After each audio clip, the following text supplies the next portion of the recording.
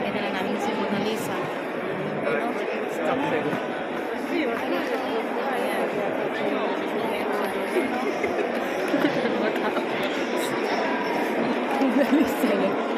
There's a lot of people in there. Huh? Van Gogh, the picture we make the Straßencafé. Okay.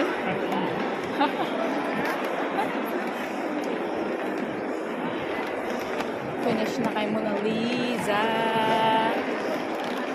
Kami kay Mona Lisa, may tama na ginikot-ikot. Ang ganda ng mga painting dito, sobra. Ang dami nagtutour. Sa Mona Lisa. Sobrang daming people. Sobrang daming people. Hindi mo talaga siya mapuntahan ng sobrang lapit.